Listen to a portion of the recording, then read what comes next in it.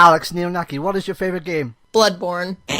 Alex Neonaki, what is your favorite game? My favorite game is Bloodborne. Yay! We did it! We did it!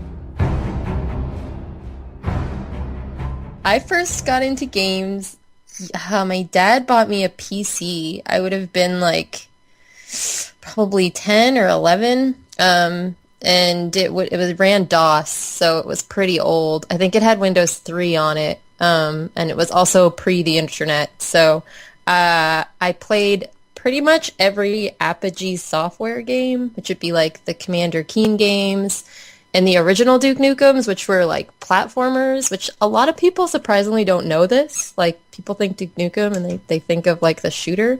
But there was an awesome platformer series prior to that. So yeah, I played a lot of DOS games on the PC. And then when I was, I don't know how old I was, a few years after that, my mom bought us a PlayStation 1, like the original PlayStation, that had Crash Bandicoot and Spyro, which I still love. And then eventually Final Fantasy VII, which to me, I think is probably the game that really, really got me into playing games. So yeah, kind of started PC, moved into console, still love both of them, still play both of them. And yeah, that's how I got into games. You mentioned those kind of DOS games like Duke Nukem and Commander Keen. Like, I would have to assume the id Software stuff back in the day would have been foregone conclusion as well. Oh yeah, didn't they do like Jazz Jackrabbit? That was them. No, that was Epic. Yeah. What did it? I don't remember. What did they do? Like, I probably played it. Doom, Wolfenstein. Oh yeah. Okay. Yes. Sorry. Yes. My brain's a little fuzzy, but yeah. Yes, I did play those. Actually, I'm looking forward to the new Doom as well. That's looking pretty intense. Yes, it does. I remember looking at that last year at E3, watching it from home, and just like, holy shit, how the hell does that look so good? It looks scary. Those games, I remember, what was it, 3? One of them, but you had to like choose if you were going to use a chainsaw or your flashlight, and I couldn't do it.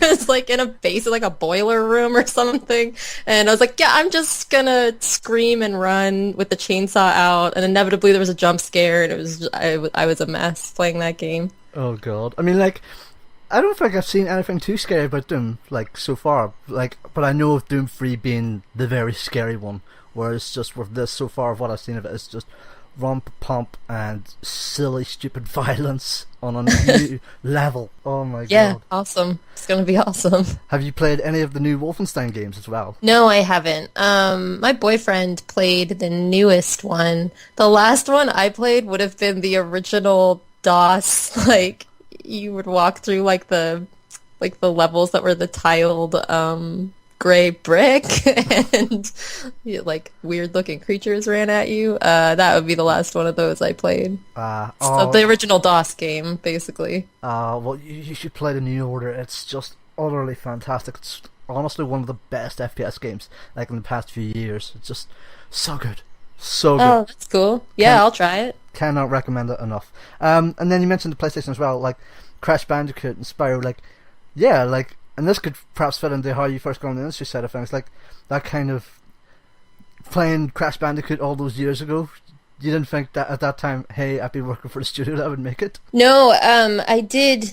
When I was playing those games, I was also really into art and drawing, and I just remember being really impressed by them and really like, how do they do this? And having no comprehension of like what 3D art was or anything like that. So I'd like naively try to draw this stuff with like pencils, just completely not understanding how this became a thing. And then it was years later that I kind of learned about the whole digital art and 3D art type of thing. But yeah, I knew pretty young that I wanted to do art and that I wanted to be somehow involved in video games. So yeah, like jump into how you kind of jumped into the industry side of things then.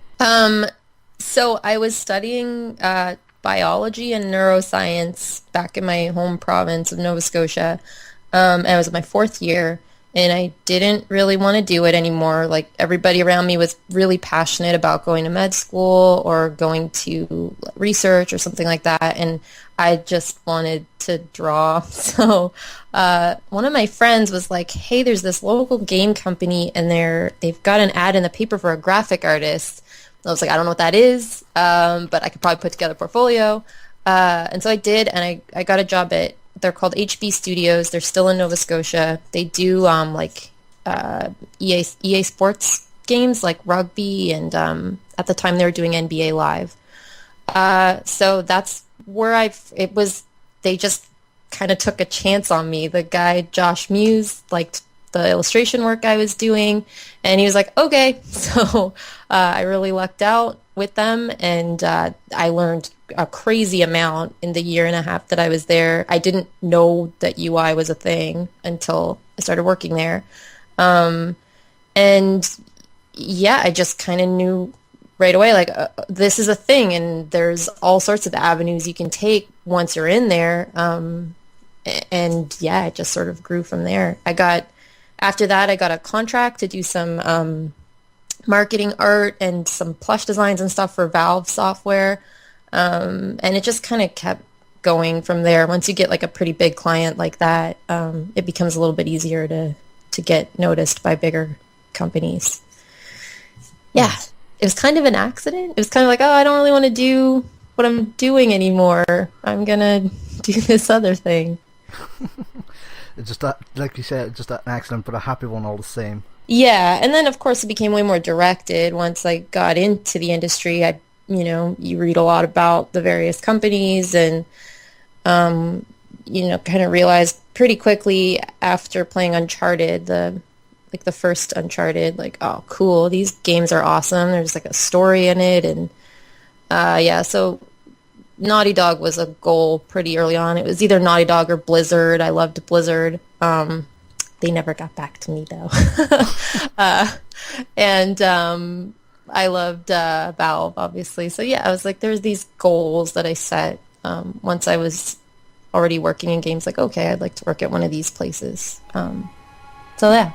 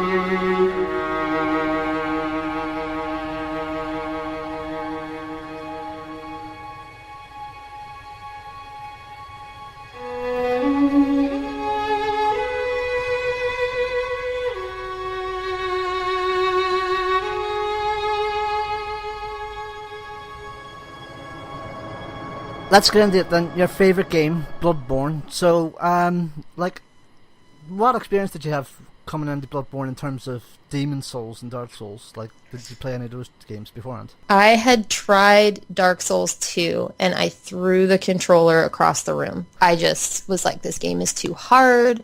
I hate it.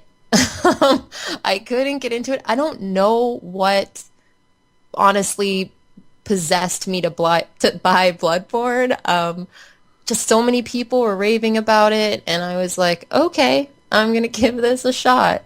And oddly enough, I feel like I call Bloodborne kind of like Souls Light because it sort of prepped me for other Souls games. Because I went back to 2 after I finished Bloodborne, and I kind of got it. I was like, okay, this is just sort of an even more punishing Bloodborne.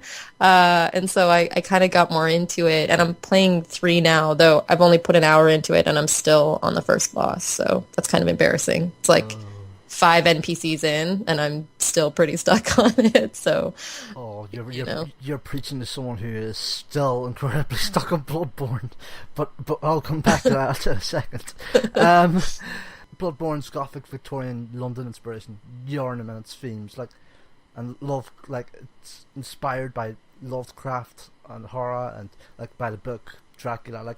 Hidetaka Miyazaki was an avid reader of books, but I read somewhere also as well that he studied psychology and sociology, and how do you think those themes kind of fit towards the game? How did you find them? So I'm going to feel sort of bad saying this, but I didn't really pay a lot of attention to the story. And that's not a bad thing for me with that type of a game. That's not like a slight against the company or the story or anything like that. I got that, there's these people that are injecting this crazy blood and it, I think it mutated them or something. I think that's what happened with it. But I was so invested in the gameplay part of it, which I'll get into that, I guess, later, why that's so important. But yeah, the story, it didn't really resonate with me, honestly. And the psychology of it, I don't know. I guess, yeah, there was that aspect to it, but that's not what I think made Bloodborne great. And thankfully, there wasn't a ton of that in it.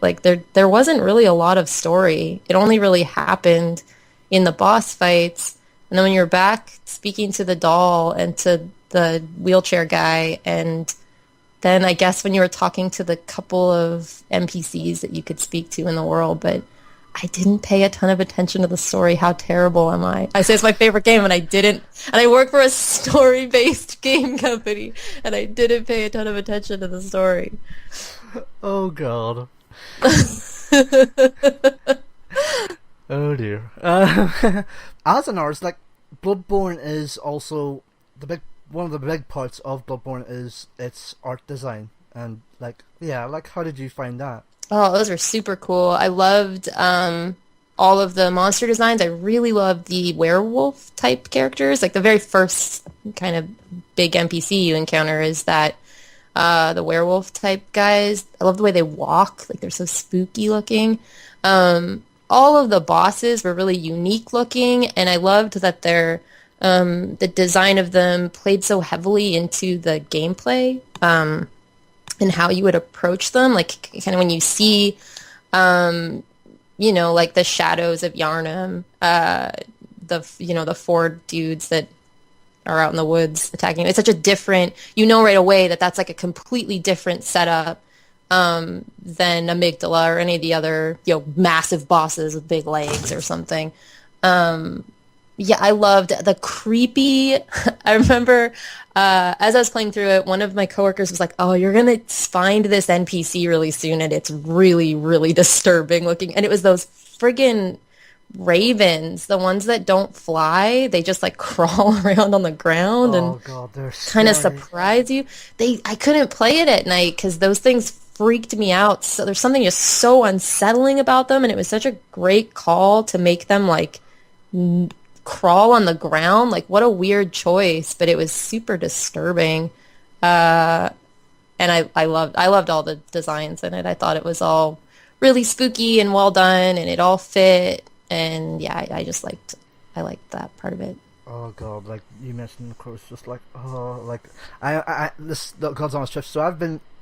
So I admitted this already, but I've not gotten very far in Bloodborne. But last night before recording this, I've been playing Bloodborne for a few days ahead of kind of prepping for this, and I'm still stuck in this kind of same part of Central Yarnum, and it was only last night that I made significant progress in getting towards Mythic Beast and all that there. And when I first saw the crows, I was just okay, and then they come towards you. There's like, ah, oh god, and this was like about midnight, 1 a.m. or something, and I think this was this morning as well, actually, because I've been playing it as well, this morning, and there was one of them was kind of hidden behind a barrel of crates and all that there, and I could see it, and then I came smashing out, and I just jumped, even though I'd already seen it behind the crates.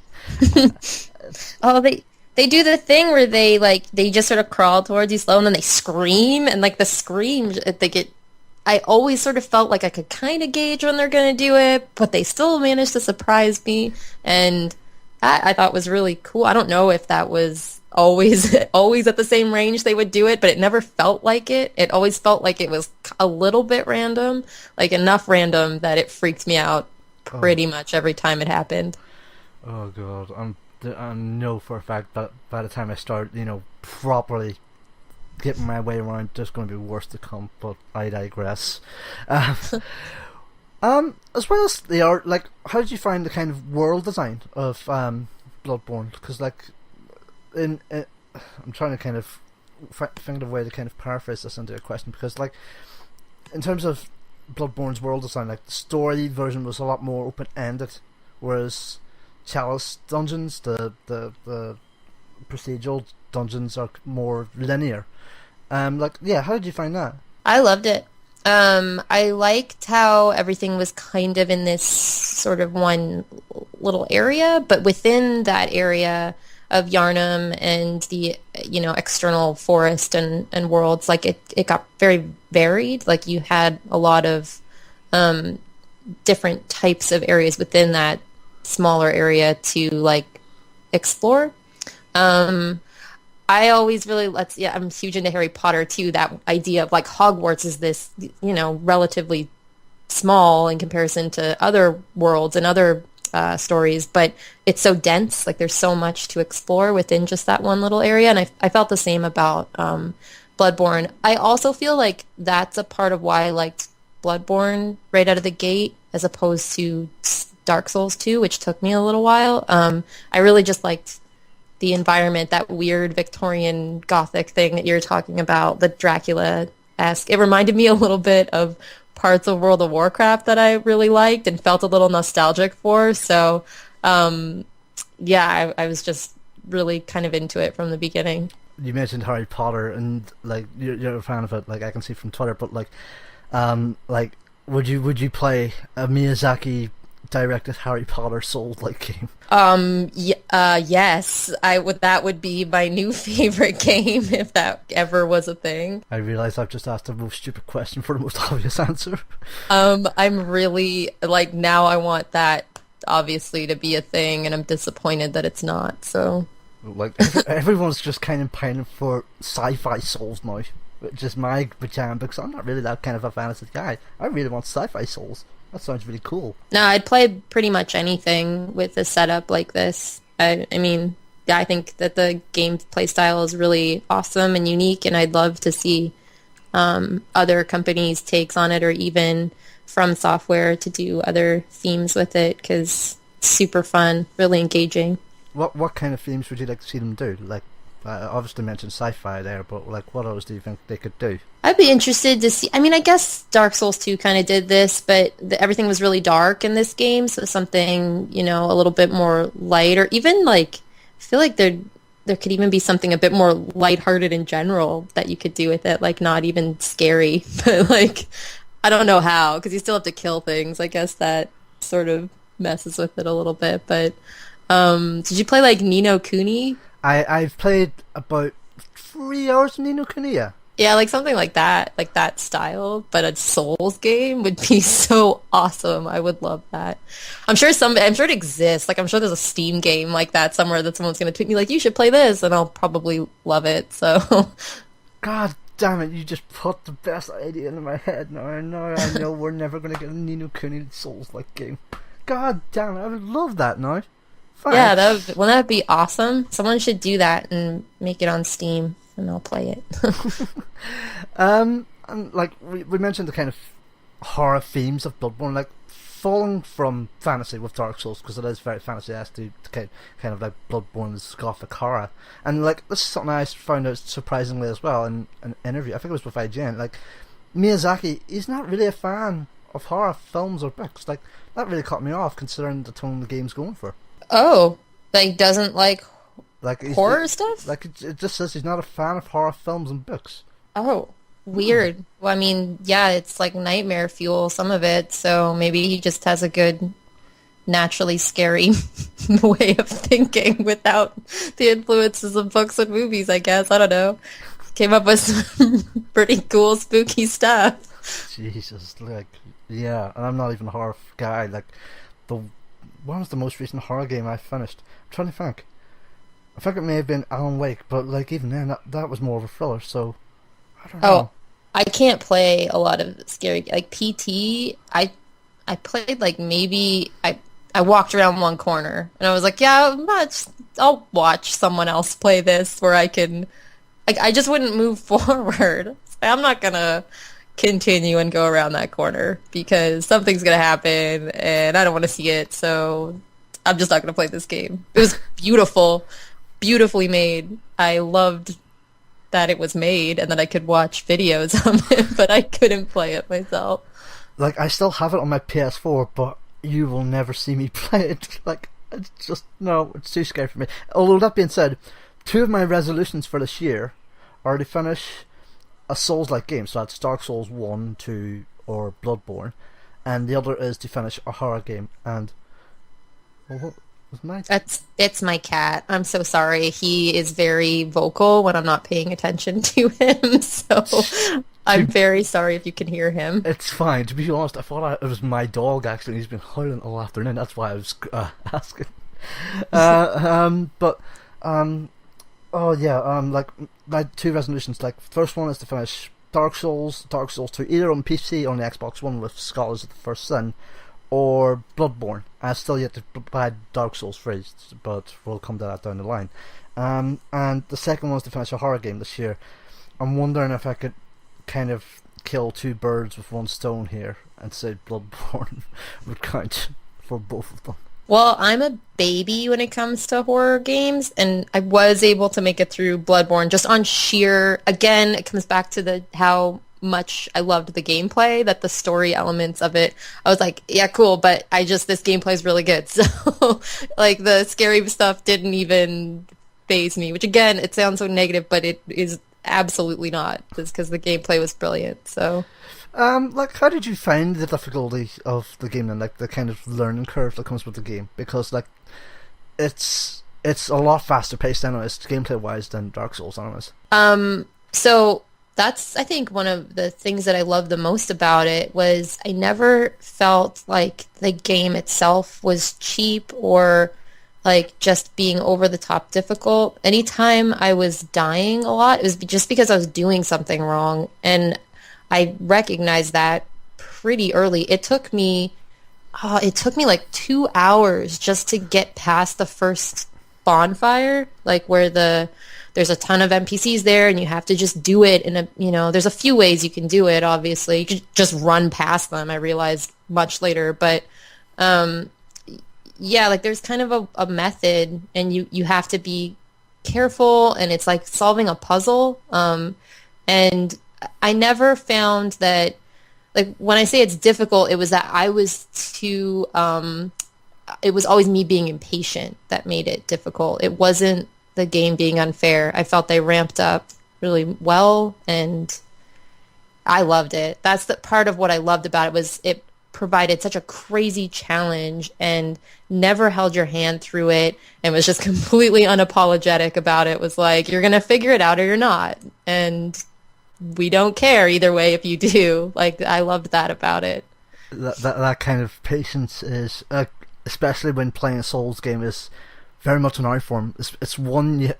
That's you know what? That's something I've just realized talking about this, because like I was going to say in a second, like about how you feel like you're taking baby steps, learning the kind of learning about playing the game and all that there, but like, it's also a lesson of trying to learn patience, trying to kind of rein yourself in and just say, right, don't rush in, just take your time, figure out your strategy, take these lessons to heart, and just combine them all together. Like that's really magical. Yeah, I felt on often that it was like the wise teacher and I was the idiot student that was like, no, I got this, Bloodborne, I got it. Like, just run in and I died, and Bloodborne's like, what did you learn? It's like, yeah, I know, I'm being impatient.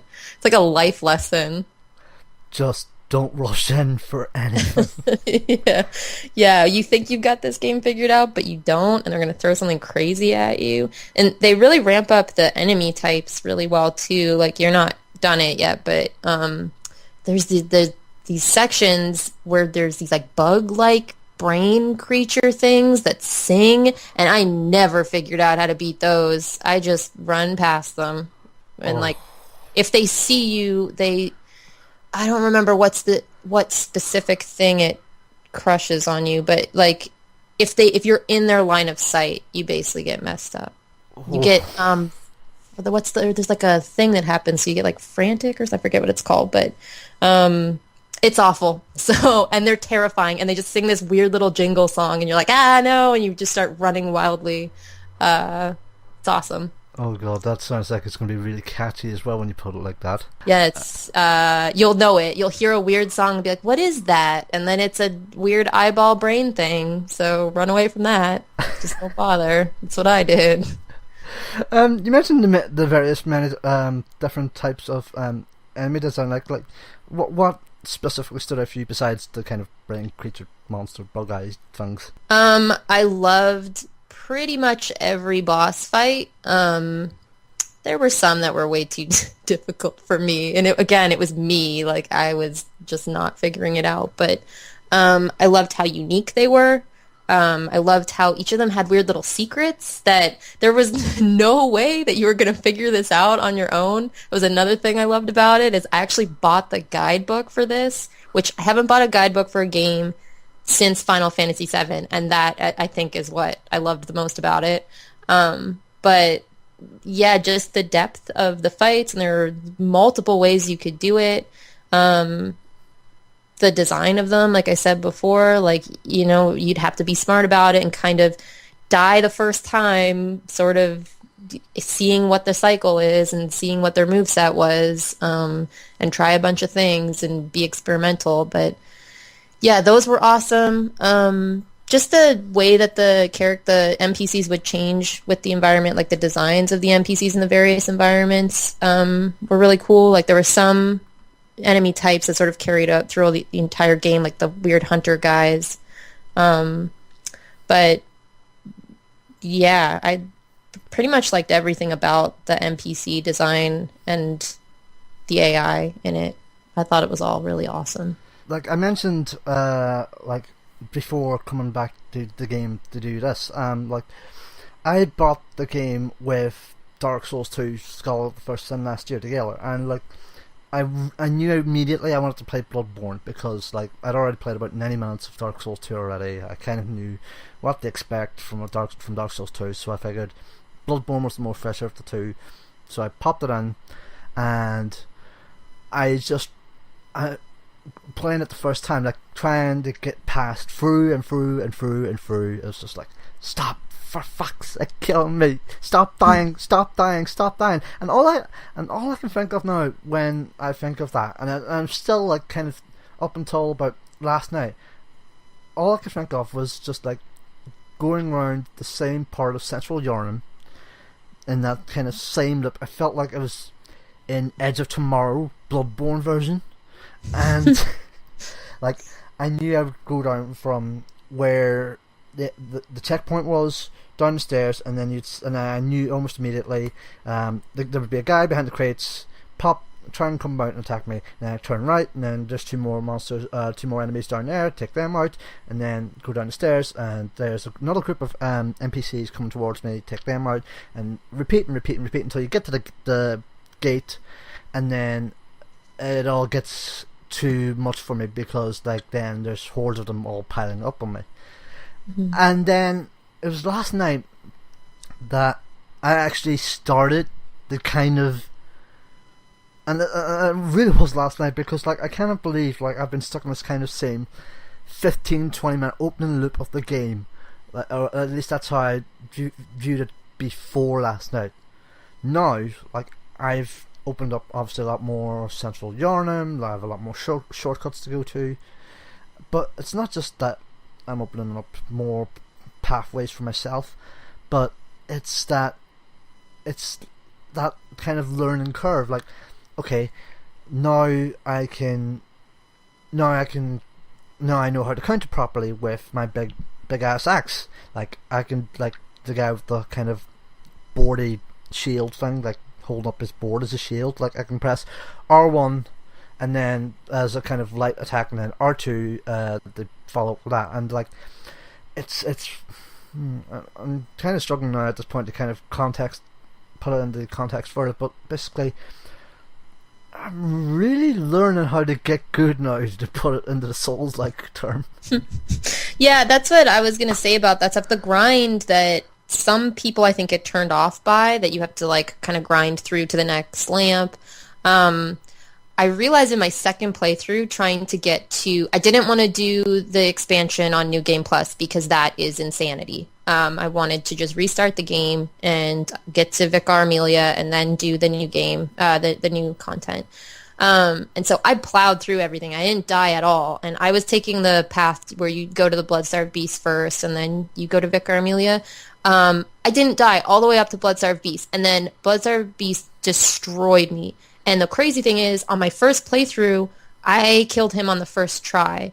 And I could not kill him the second time. And I realized it's because on my first playthrough, I was grinding. Like, I died a lot, and I took my time, and I learned new skills in, like, it's like, okay, well, I'm going to get to the bonfire, get a bunch of blood echoes, go back to the doll, get some, or I guess you have to first go to the first boss. Then I was going to go back to the doll, and I was going to level up. All that stuff. Like, and you keep doing it, and in doing it, you're learning how to experiment with your different tools, like how to use the gun properly and how to use your sweeping attacks and all that stuff, and, you know, learning to roll away from things. So it was crazy that, like, you're both learning how to use your skills, but also that the game accounts for that. Like, they know that you're probably in your first playthrough gonna die a lot. You're supposed to, and the Blood-Starved Beast is tuned for that. Like, it's tuned for that grind, and I thought that was really cool. Like, it's like you're supposed to die in Bloodborne and take your time. So I thought that was really awesome, how they kind of set that all up, that the grind is a pretty important part of it, and it's integrated into it, and it's part of, like, learning how to play the game. Like, honestly, I hadn't really occurred of the concept of grinding in Bloodborne until last night. That's God's honest truth. I'm so ashamed of myself now for realising so much of what makes the game tick until last night. Oh. I think it takes a lot of people, and also people play it differently. Like, there's people that didn't have crazy good Souls players that made it through the whole game in like 40 minutes or something insane like that. So this is really just my perspective on it. And those same people be like, you don't have to do that with Blood-Starved Beast. You just have to throw the beast juice and it distracts them. Blah, blah, blah. They like have all these crazy tactics. But for me, that's what it felt like anyway. And I also think that's a cool part of it, is that different levels, there's no easy or hard or, you know, medium, but different skill level players can still beat this game, like can still get through the whole thing at their own pace. Obviously, my pace is a lot slower, but that was another thing that I liked about it. Without having modes, you could still play it on... I guess it's never going to be an easy game. That's sort of unfair. There's probably people that could not get through this game, but it still allows for different difficulty levels, I think. Like, it's such a slow learning process. Like, at least that's how I found it. Yeah, definitely. It's a lot of throwing yourself at it a lot. I don't know if you've seen this video or not, but like, there's this great YouTube video. Mark Brown does this great series called Game Maker's Toolkit, and he recently debated whether Dark Souls should have an easy mode, just to kind of have players explore the world, the lore, the art design of that world. And like I encourage anyone who hasn't seen it to check it out. In fact, what I'll do is put a video in at for the post for this episode. So if you go to myfavouritegame.net, I'll put the video in. But like you mentioned, like how there's no easy, hard, medium, difficulties. Like everyone is on the same level of difficulty, like starting out, and it's only when you quote unquote get good, air quotes, like is when you kind of start to stand out for yourself. But that being said, like would you like to kind of see an easy mode, like to kind of explore the world of the lore of Bloodborne or Dark Souls, or do you think that would kind of take away the experience? I wouldn't for myself, but I would love to have that for other people who would like to, be involved in this game or play this game, and can't.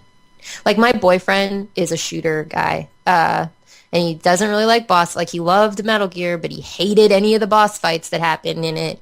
And he wanted really bad to get into Bloodborne, but it's just not his type of game. And so he tried a few times and just couldn't get into it. And I feel like for some people, yeah, that would definitely help them. But I also feel like it's just the type of game that it is. Like, and I wouldn't want anything. I don't know. Actually, yeah. If it means other people can play it, then yeah, more people to play it, the better. Because it means more money for the devs, which means more games from Software. So yeah, totally. I think that would be awesome. Yeah. So yeah, like we mentioned in part, boss fights, like Gothic Beast and all that. There, like, what boss fights stood out for you specifically, like as your favorites from the game? So the ones that I found the most challenging were the Daughter of the Cosmos. And then I think his name's Logarius. I call him the wizard from Adventure Time because he looks like the wizard from Adventure Time. He's on a roof. He's in the snowy place. They were ridiculously challenging, and both of them were the only two where I actually had to summon friends to come help. And they're not really friends; they're just random people.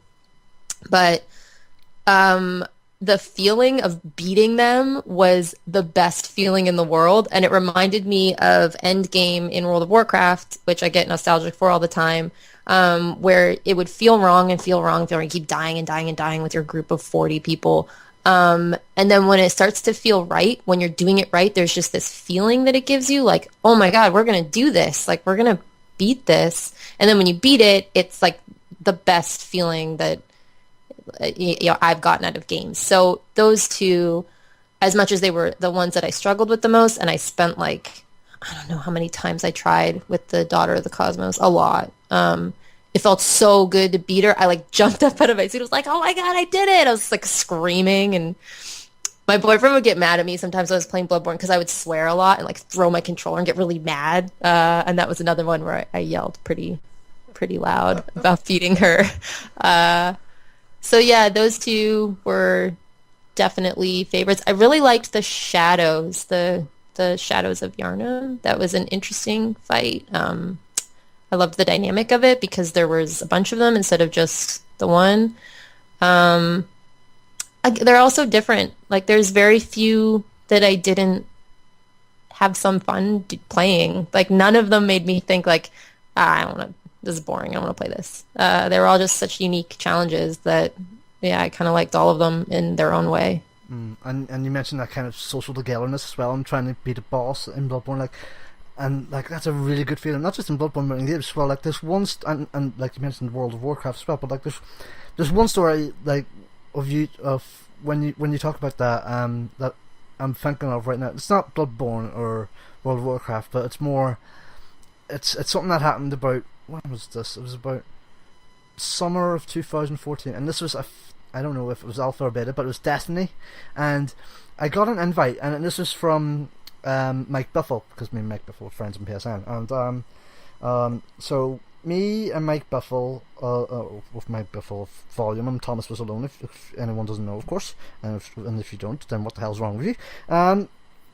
But yeah, Mike sent me numerous invites on PSN, and I don't know why, but I was just alright, go on then. And then he was getting killed to high heaven, and then here I come in, saving the day, like jumping into his game and shooting all the aliens, I can't remember which race it was specifically, but it was just all the baddies, and I was just like, yes, we did that together because we formed them off, and yay, we win. Go team and all that there. That's a really good feeling in games. I really like that. Yeah, it was what kept me fairly addicted to World of Warcraft for 10 years or something awful like that. And it's a very hard thing to explain to people that don't play that game, especially if they've played just the grinding level up part of it. Like, and it's the same in Destiny. Like, the end game of Destiny is that same thing. You have to group up with people. Like, so remember that first, I'm going to call it an instance. That's not what they call it in Destiny. It's just old words from World of Warcraft. But the first one that they released, that big one that took like hours or days or something for groups to go through, it's that same thing. Like, you feel so accomplished, like you work together, and there's a certain feeling when it kind of all clicks into place. That's pretty unmatched in games. And so, yeah, anytime I talk to someone that, you played World of Warcraft for 10 years? How? Like, it's just grinding. I was like, no. You don't know about World of Warcraft. There's this whole other part once you get to the end that's just complete. It's where, like, everything kind of comes together and really shines for me in that game, is the end game. My favorite one, too, being the end game of Burning Crusade, was just excellent. I loved everything about it, so...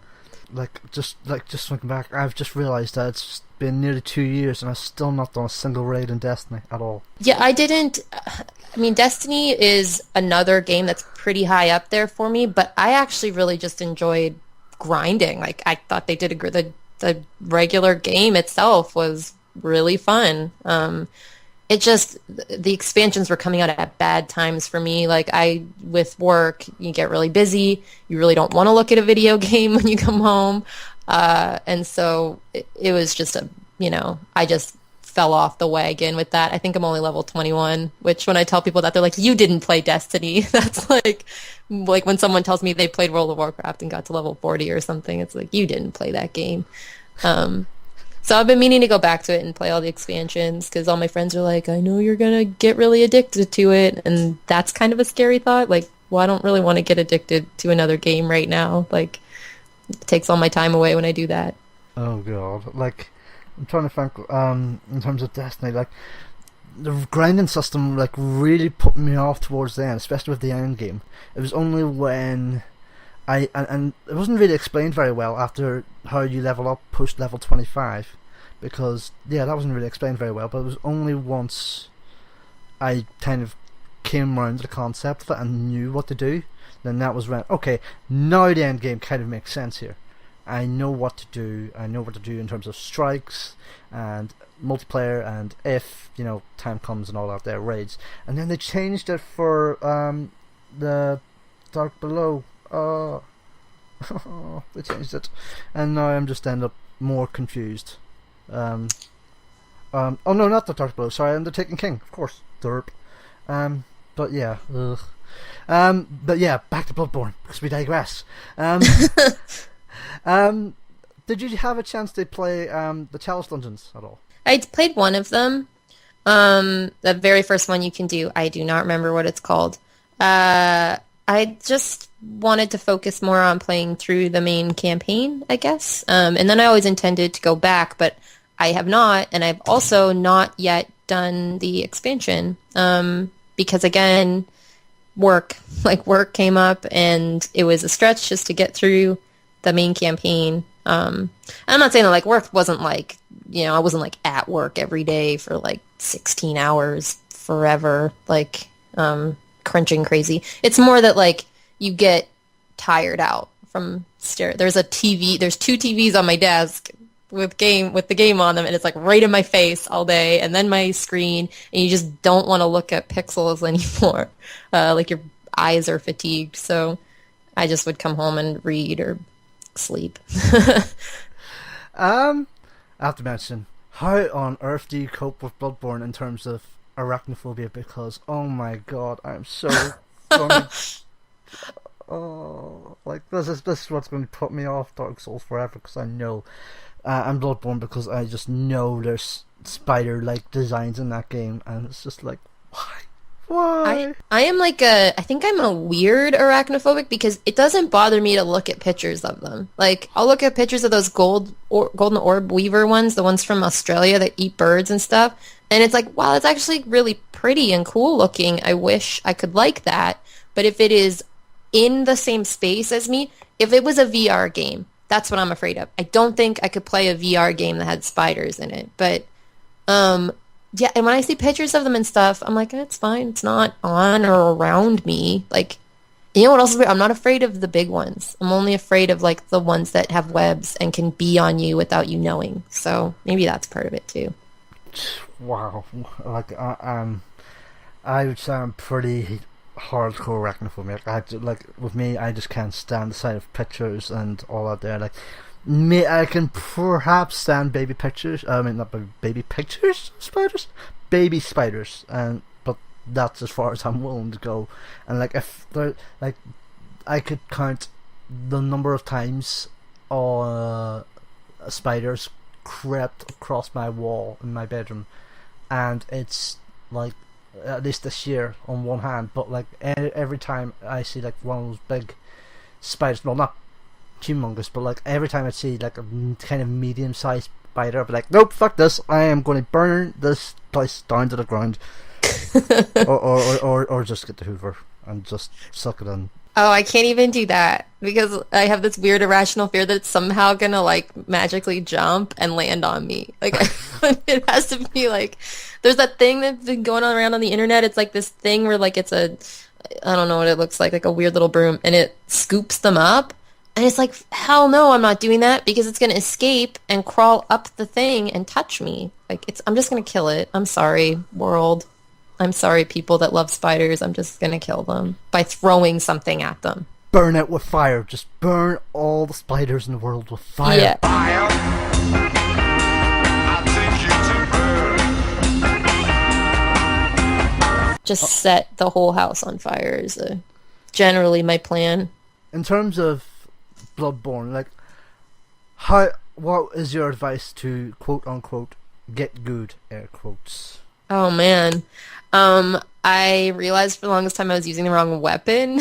The saw cleaver is the better one because it's good against beasts, and it's also pretty good against everything. But I was trying to use the axe at first, and the first boss. Did you get to the first boss yet? I did. I got declared beast last night, and I took about a quarter of his life last night at the first go. And this morning, I like I said, it's a learning process. So last night, about a quarter of the way through his health, and then this morning near about half his health. But I nearly screamed out of me not because it was the fact I was scared, but I lost about 7,000 of my souls, more or less. I was just like, no. Yeah, that happened.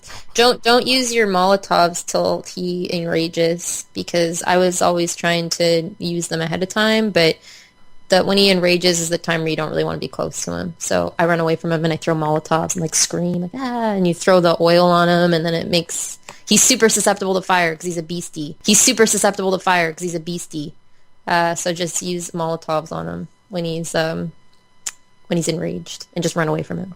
Oh, but you can't get like too far because when he does a slam thing, you gotta like watch that and roll out of the way and stuff. It's yeah, I don't know. I think I bought the guidebook, the boss fights were not well informed in the guidebook. I actually ended up going on the internet and just watching videos if I got really stuck. And even those, like, everyone plays the game so differently. Like, I never use the gun, and everyone was like, "How do you not use the gun?" I just don't really use it. Like, no, neither do I. Like, I've been using the cleaver more or less, and this comes back to kind of the learning curve, because like I'm only learning new bits about it every time I go back and play it. And it's just like, yes, I can do this. But like it comes back to that grind and the patience of learning how to do it, basically.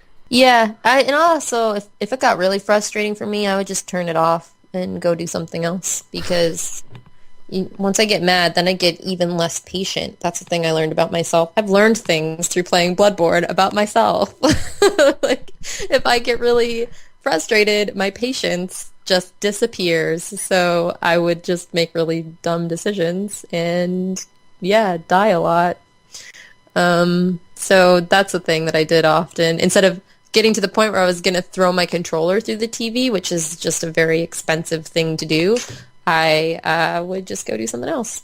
I also had other games at this, like, that I could turn on quick. Like, I was playing, it's funny because this is not what you think that I should be doing at that time. I was playing Monster Hunter at the same time, which is also a super challenging, absurd game.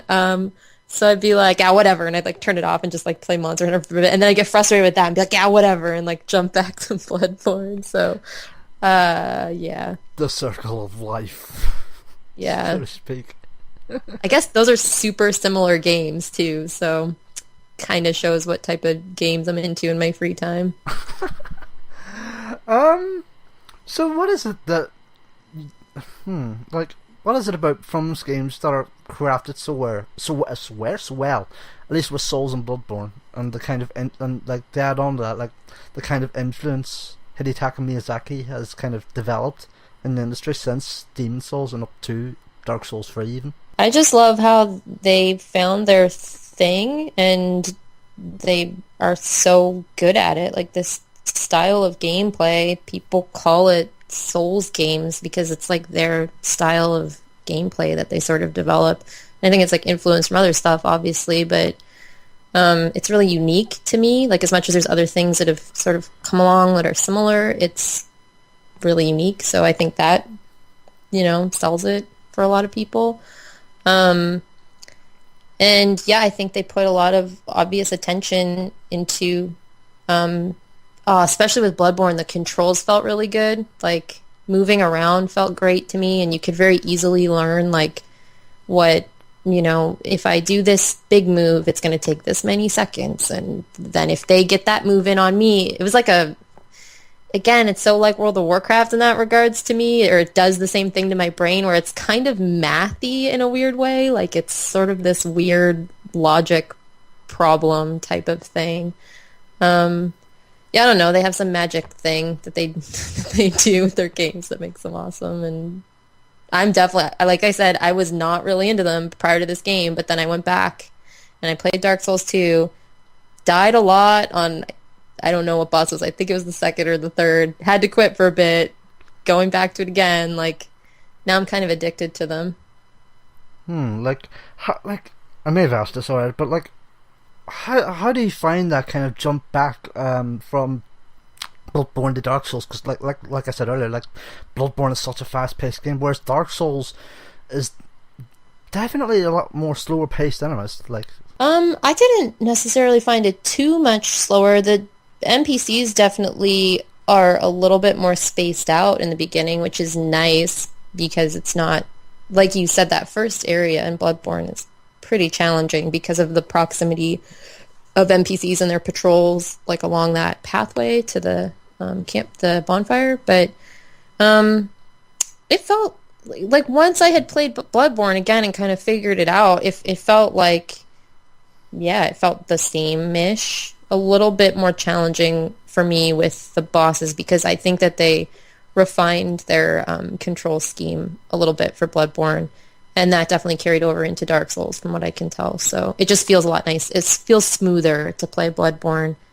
and that's just a natural progression that would happen for a company. Like, they improved on stuff as they made more games.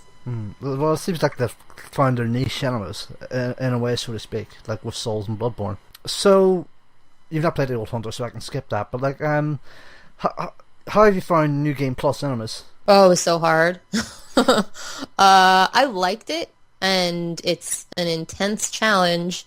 I got to Vicar Amelia on New Game Plus and was destroyed by her. So I I was destroyed by her in the first game, my first run through. But yeah, it's definitely something I'd like to keep doing, but I really want to do the DLC first because like I said, I haven't gotten a chance to play through that yet. So I'd like to do that. I'd like to do some of the Chalice Dungeons. And then, although I guess that's kind of what the Chalice Dungeons are for. They're kind of like an alternate grinding area if you're kind of sick of grinding. Or that's what I thought they were for. They probably aren't, but it's like, oh, you don't want to grind in this area to level up? You can go do these dungeons and level up. So, I want to play Bloodborne right now. I'm going to go play. That is what I'm going to do after this conversation. What else do you like about Bloodborne that we've not touched upon? I feel like we talked about all of it. I loved, I loved how simple the UI was, because that's a thing I do, and so I noticed that, like, oh, it's very minimal. That's nice. There wasn't a lot of stuff on the screen at any given time, so I was like, that's good. I loved how it wasn't so much like changing out your gear all the time. I pretty much used the same clothing from, what did I get? It was like this hunter's attire it's the second set of it. There's like there's a lower set and then there's a higher set, and I used that for basically the entire game. And the variability, like I loved how like the weapon choices were based off of stats, so like you couldn't equip certain things unless you invested some echoes into various stats. So it gave a lot of options, and it made me feel like I could go back and play it again and get a completely different experience out of speccing different. I loved pretty much everything about it. And to me, again, the whole going back to the not paying attention to the story so much, I just felt so invested in those gameplay elements, like going back and grinding, and that sort of naturally would sort of slow up the story for me because I spent so much time in one area going back and forth and back and forth and back and forth. So like the flow to the story would get broken, if that makes any sense. Like I would kind of forget what was just said because I was like, okay, yeah, cool. I really want to go grind so that I can level up this stat because I want to equip this Kirk hammer. So cool, sorry, I really want this. And that, like, in my second playthrough, I'll definitely pay more attention to that stuff. But yeah, I was so, like, for me, it was such a fun experience just to play the game that I didn't pay as much attention to that as I probably should have.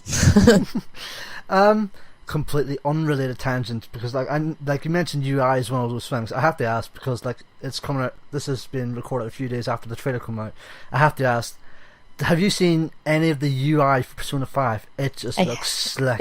I have, yeah. It looks awesome. It's been shared around a lot. It looks so energetic and really awesome animations on it. I love seeing UI kind of get more attention, obviously. On one hand, it shouldn't. It's supposed to blend into the background, but in something like that style of game, and the way they did it, it was so nicely integrated, and it actually got me excited. I've not ever played a Persona game, and I was like, oh, I should really check that out. Yeah, I'm sorry. I've never played a Persona game. But yeah, I was like, I think I might have to try this because that looks really cool, and I'd probably learn a lot for what I do. Play Persona 4! Play Persona 4! Oh, for the love of God, play Persona 4! Get a PlayStation TV box, plug it in, download Persona 4 Golden. You're welcome. That's my best life advice for anyone. Just like get a PS TV, download Persona 4 Golden, and you're golden. Basically, just play it. It's so good. It's like the best RPG in the past decade, at least for me. It's just so good. I actually forgot about Mass Effect.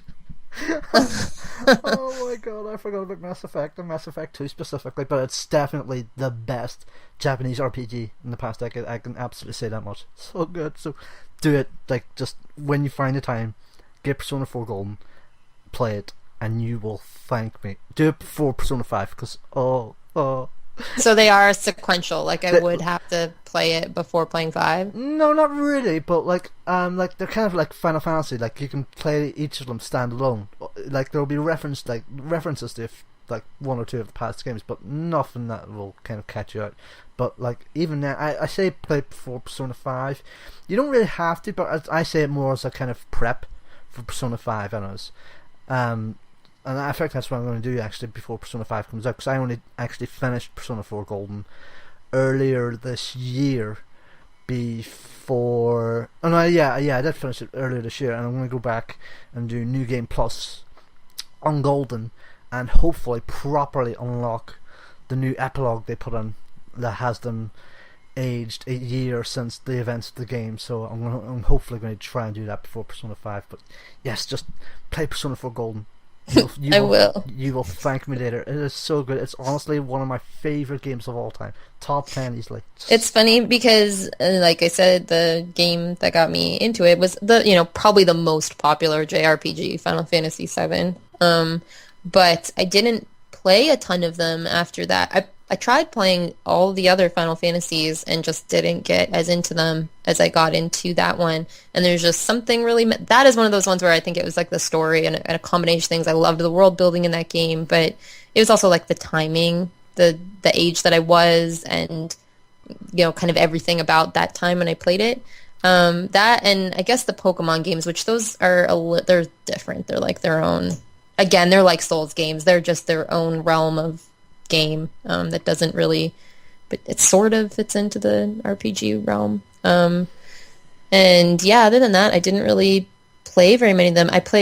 Tried playing Dragon Age, didn't really get into it. That's not JRPG though. That's just a regular RPG. But yeah, I'll try it.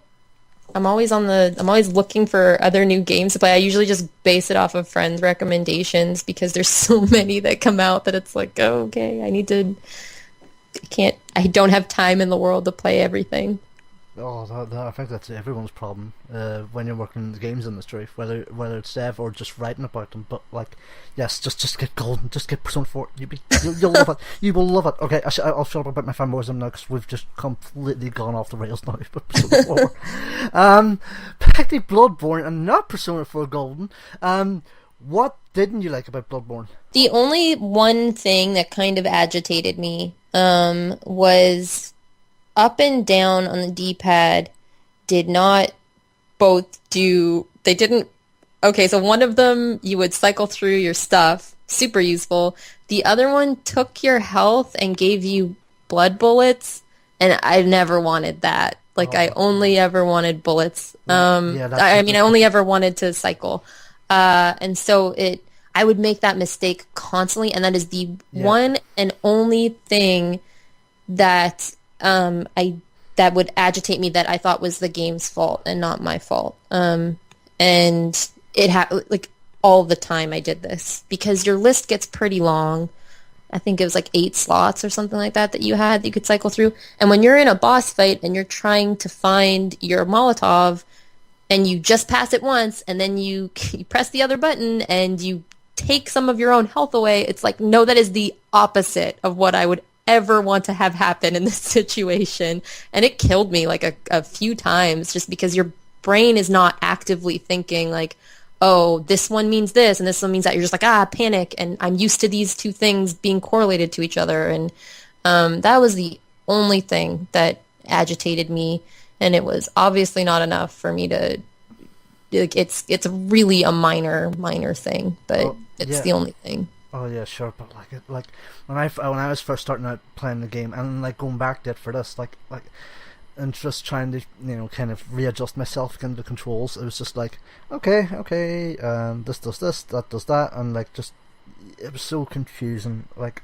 why would you do that? It just feels like such a like I can kind of see why they did it because it's useful, but at the same they thought it would be useful, but at the same time, like. For me and you, because like you said earlier, like you don't really use the gun, and I don't use the gun, so it's not really of use to me. So like I'm not going to use it, and yet I keep pressing down the button because it's not really clearly explained properly very well. So yeah, that really caught me out. Yeah, and I found the bullets pretty easy to come by for the most part. Again, probably because I didn't use the gun very often. Like I had moments where I used them. I never used them in the boss fights. I just, for whatever reason, couldn't figure it out. But the amount that I used them didn't ever make that worth it to me. I always was on a shortage of the blood vials, never a shortage of the bullets. So exactly, it's like, yeah, that's what happened to me. Like I was just like, oh, like if it. Yeah, like Sorry. I was just gonna say, like I need blood vials. I don't need bullets. It would have been really cool if it somehow turned it into a Molotov, because I used those a lot. Like, I never had those because I use them so much. So if you did that and it gave you a Molotov out of it, I would have been like, oh, okay, that's a decent trade. I'll throw my blood fire at people. But yeah, the bullets, no, didn't need that. No, it just felt super useless for me. Well, not super useless, I guess, because there were times where the gun kind of came in handy once in a blue moon, but yeah, like I'll just stick to my main. Would there be anything from the game that you would perhaps change from a design perspective? I mean, I'm not a designer, so that wouldn't, it would be completely unqualified for me to say things that I would change from a design perspective. That's really the only thing that I can think of. And I mean, if anybody were to sit and think, well, what would I change about something? You could probably come up with something. But the real litmus test for me was that during playing that game, I loved it, thought about it all the time when I wasn't playing it. And so that, to me, says it's a perfect game. Like, I don't think any game is ever, 100% perfect. There's always things that people would want to change or would maybe do differently if they did it. But yeah, my general impression of this game was it was awesome, and I'd love to play more of them. And it got me into that series. So now I'm probably going to go back and try one. And there's like Demon Souls too. I've never looked at that game, so. And I remember people always used to tell me, too, they'd be like, oh, I think you'd really like this. And I was like, yeah, whatever. So, for whatever reason, Bloodborne hooked me in. Like you said, there's more for you now. Like, there is Demon Souls and Dark Souls 1. And, like, as well as that, Dark Souls 3. Like, you've only played an hour of that, but what do you think so far? Oh, it's good. It's just so hard. I'm at the stage that I would, if you had asked me about Bloodborne in my first 2 hours of playing Bloodborne, I would have been like, this game's too hard. So that's where I am right now. But except I know that, like, I'm going to get past this. I'm going to learn how to do this boss and get past it. So, yeah, I'm definitely glad I had Bloodborne experience first before playing this, because it's like 6 NPCs or something, 5 or 6 NPCs, and then it's the boss. And there's no, like, like, even get the thing that you got from seeing the cleric beast. You could then go back to the doll and like start leveling up. I don't think you can do that. Maybe you can, and I just don't know how to do it, but there doesn't seem to be any leveling up or anything. It's just like, no, you just need to figure out how to do this. Like, that's it. We're From Software, and you just got to figure it out. Oh god, this is going to be so much fun when I go into Dark Souls 3 at some point, eventually, because, like I said, I lost 7,000 souls this morning in Bloodborne. I'm just like, no! Yeah, that's painful. That's always a painful experience. I hadn't really unlocked the process of leveling up my character until I think I first came across the cleric beast. And yeah, that's when it happens. Yeah, and the first time you come across the doll is when you first die. But like at that point, I had left behind my 7,000 souls, and you can't go back and get them and spend them unless you've defeated the cleric beast. And by that point, I can't remember what specifically happened that made me lose them, but I just thought, and I knew I could have used them souls to significantly kind of level myself up for health and agility and strength and all that there, but like, and eventually I went back in and up to my health a little bit, not as much as I perhaps would have with that kind of 7,000 tally, but leveled up health all the same. So I think now next time I go back and level up my character again, I think it's going to be more for strength, because I think that's perhaps what I need to take down the cleric beast. I balanced the health, the endurance, I think it was, which gives you health, and strength.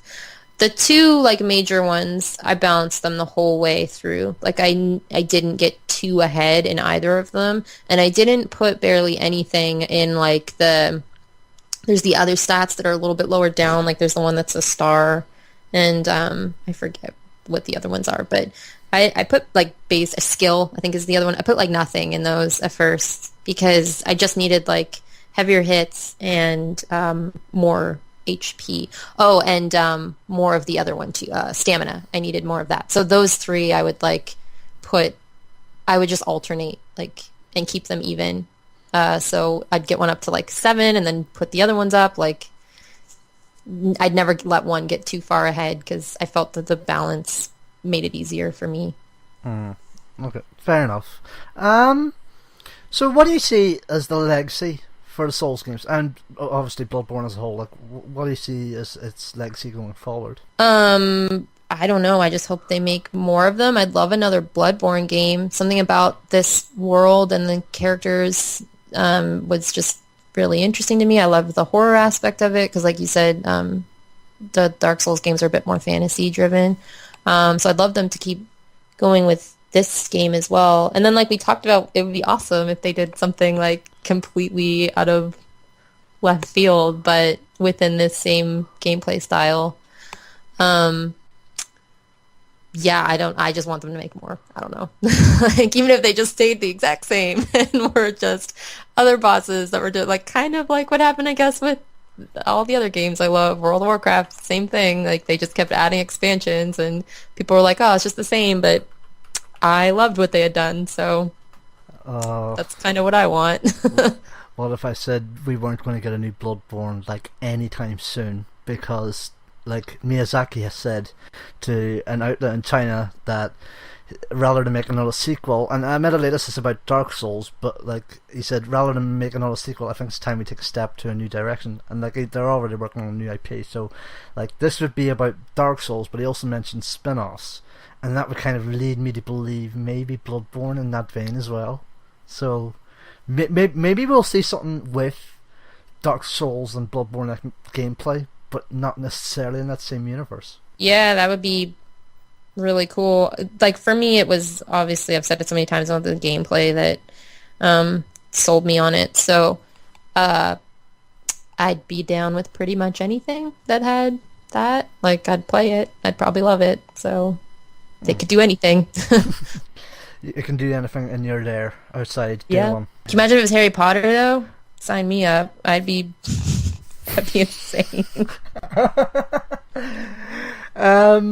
So top 3 Souls games. I'll put everything in that kind of bracket. What would they be? Obviously Bloodborne at the top, but like, how would you fill out that top 3? Souls games, like specifically from software ones, or ones that are similar to it. I put just from games basically. Well, I mean, I've only played some of 2, some of 3, and Bloodborne, so I guess it would have to be Bloodborne 3 and 2, and I don't even know between 3 and 2, like, because I've not gotten far enough in either of them. 3 seems to have carried over a lot of stuff from Bloodborne. They seem to have taken what was good about that and put it into 3, but I am not far enough yet to know, so liked what I've played. Like, what if I changed it up to like games like Souls? Like, if we kind of tweak that a bit, like Bloodborne at the top, where would you go from there?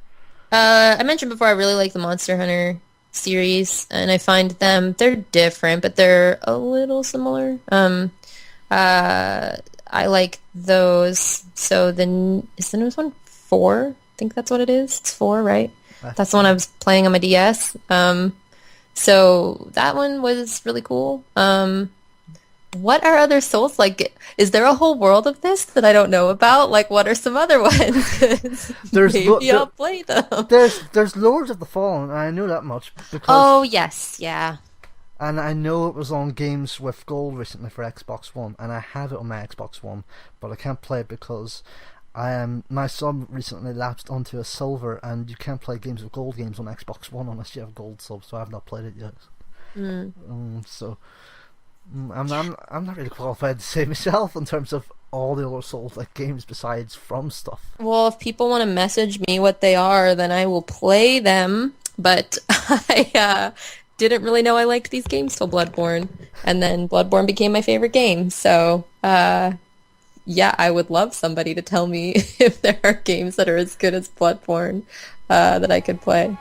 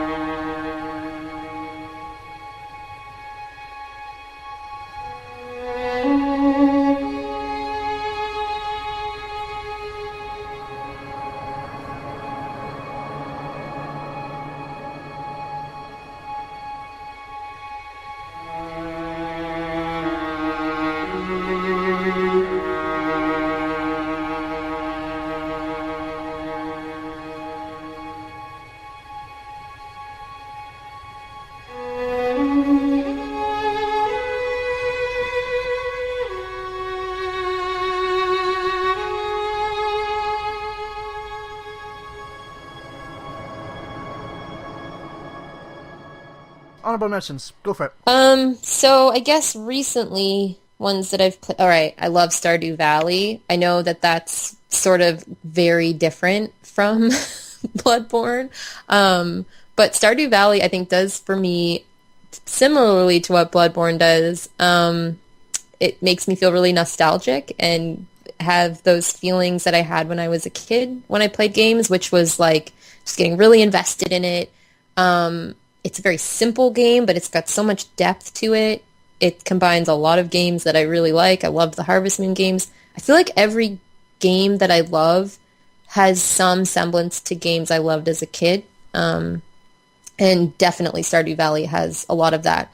I recently was playing Rainbow Six Siege, and I really, really enjoyed it. I got pretty invested in that for a while.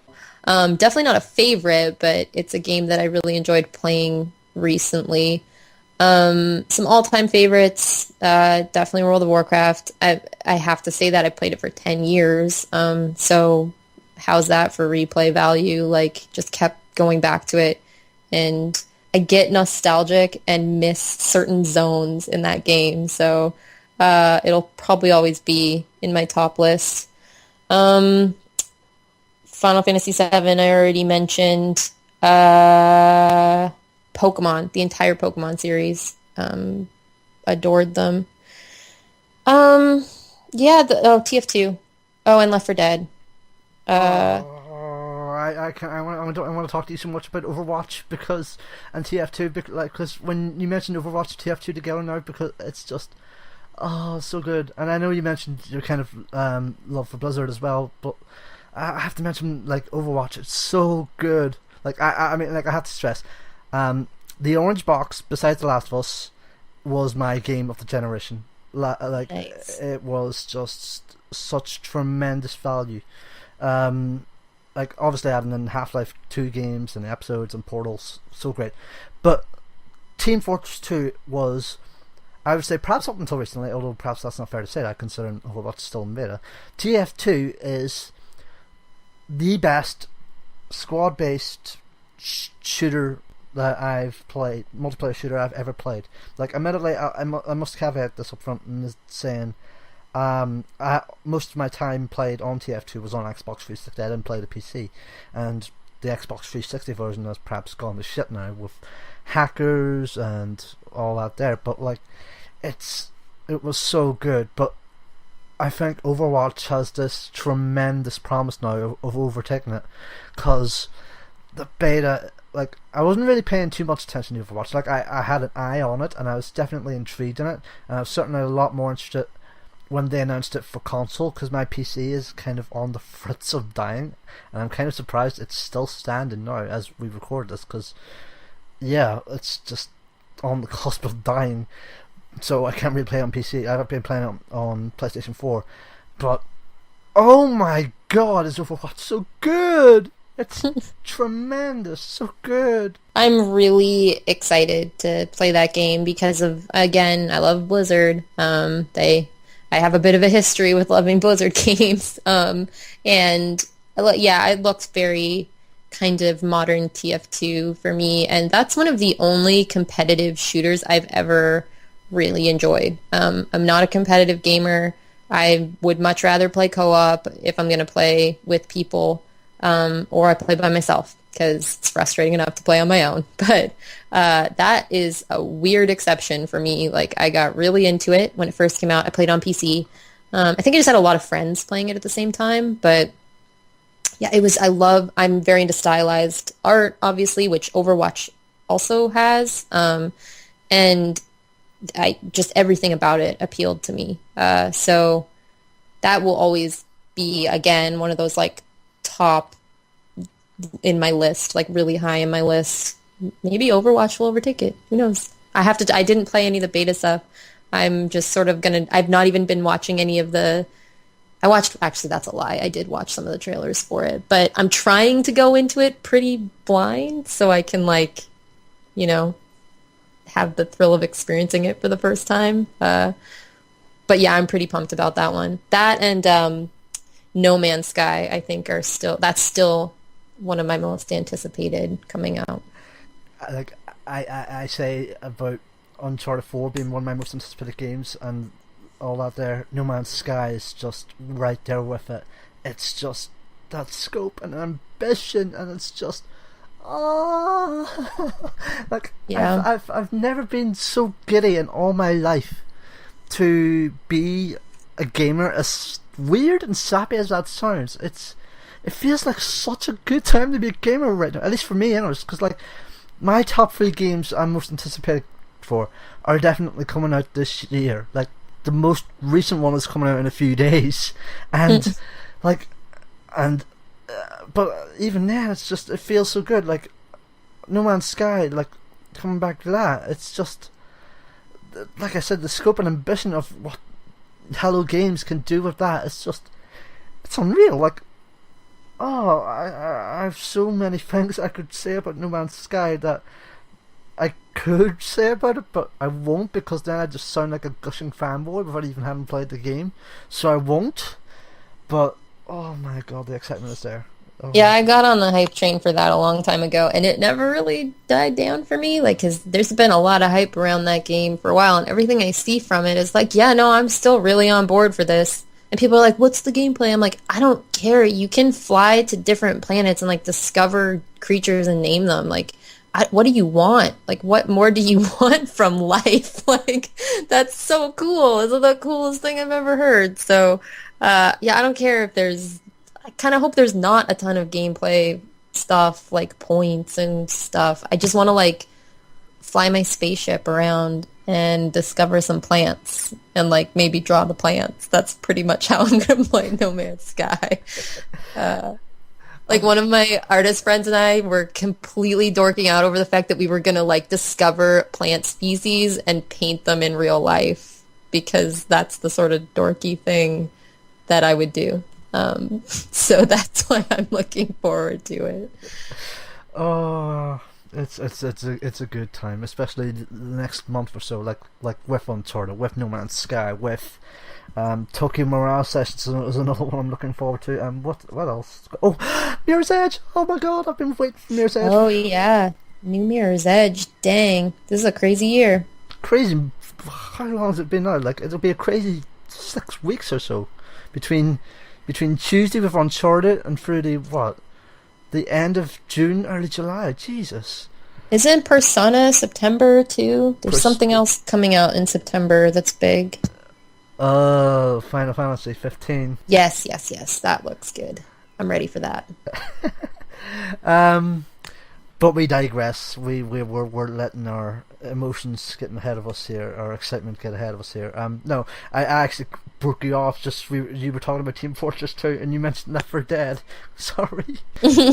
No, yeah, those are kind of still my top. I try to reassess them every now and again and update with new stuff. But it's the games that sort of give me that feeling of either working together with a group of people, or that just make me feel nostalgic for how games felt when I first started playing them, which for me, that's what Bloodborne did. Very, like, it was part of like having to buy the guidebook and stuff. I had the guidebook for Final Fantasy VII, and it was a tattered mess by the time I had to throw it out. And that thing is worth money now, by the way. Like I tried to buy another one just to have it. It's like $150 or something. I was like, dang. Jesus. Yeah, like the Brady Games guide, it's really expensive. So yeah, mine is a mess somewhere. I think it got thrown out because too many pages got ripped out of it. But yeah, it just gives you that feeling of what games felt like when I was a kid, constantly trying to recreate that or get it back. So I'm going to put you on a top spot. Top 3 games ever. What would they be? Bloodborne at the top, and then I would assume World of Warcraft in there as well. Ever? Yes. Ever. There's so many.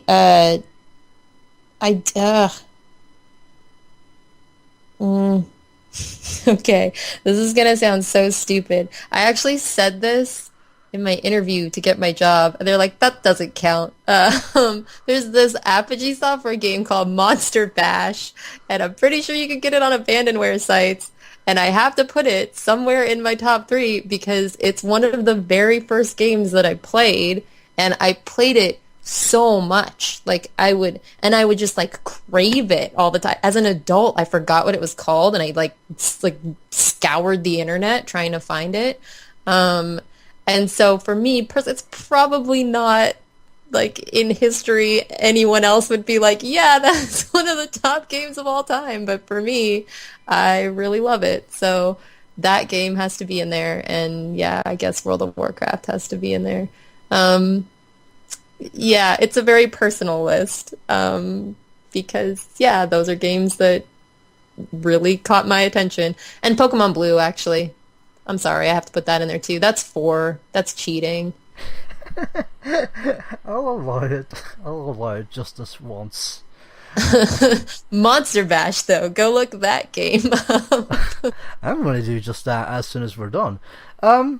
Yeah, that's a really good way of lining up your top 3. Like the way they have such a personal meaning. Like basically, that's my top 3 as well. Because The Last of Us, like you obviously noticed, like The Last of Us is my favorite game, and like it's at the top of my list because it made me want to get back into games. Well, not get back into games, but I was at a time where I was kind of falling out of love with games, where my kind of passion for it was just kind of massively dwindling after a really crap year.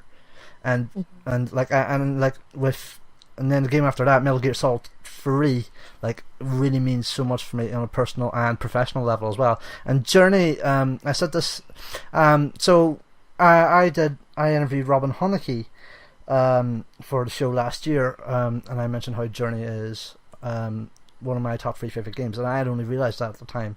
And I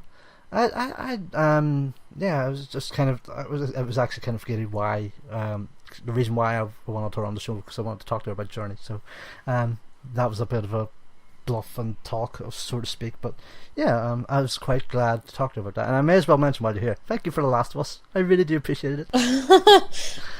Well, thank you for loving it. Also, I need to add Journey to my list because I completely forgot about Journey, and I'm glad you brought it up. That game was like the most beautiful thing I think I've ever seen. It was the first time that I thought, oh my god, like games can be something completely different than what they are. Like that game just blew my mind. So I have too many, and they're all very personal. So it's like, and other people would hear my list and be like, that's so weird. Like, what a weird list. But it just has to do with that nostalgia thing. And Journey, yeah, really important time in my life that I played it, and I was like, oh my god, like I wanted to scream from a mountain, like, has anybody seen this? This is like, people that don't play games should play this and see what games can be. That game was brilliant, and you're lucky that you got to talk to anyone that worked on that game, because it's brilliant.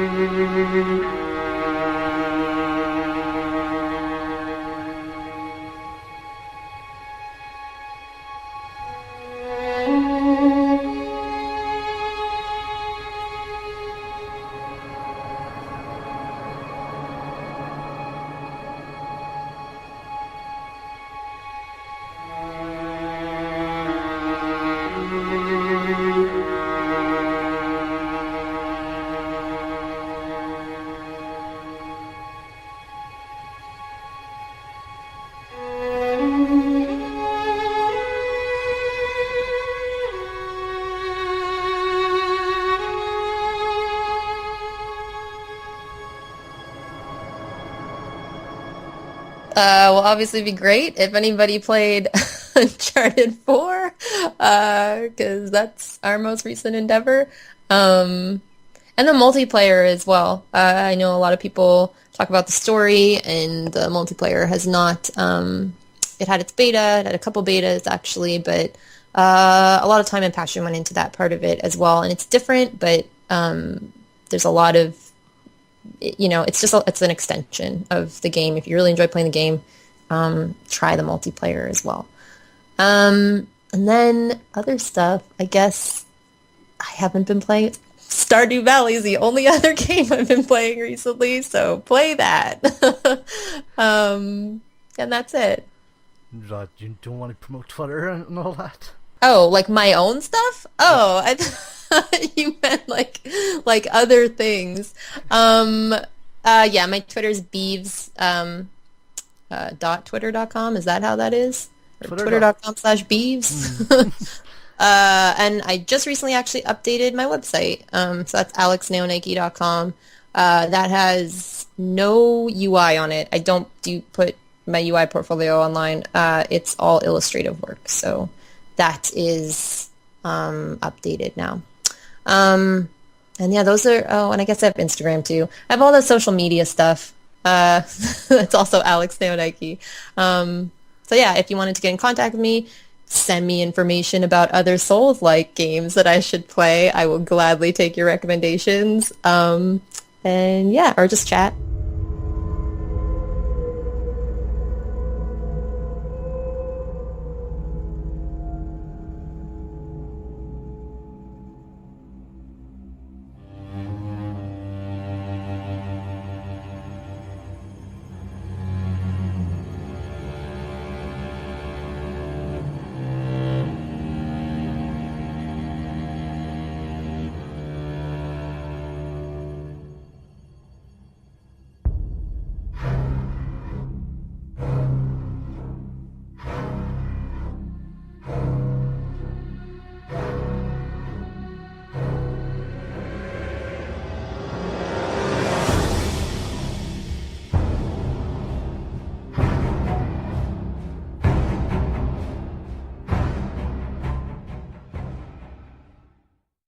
Thanks for listening to My Favourite Game. Next week, Jordan Thomas on Fantasy Grounds / Dungeons and Dragons. All will be made clear next week. Promise. Until then, bye bye.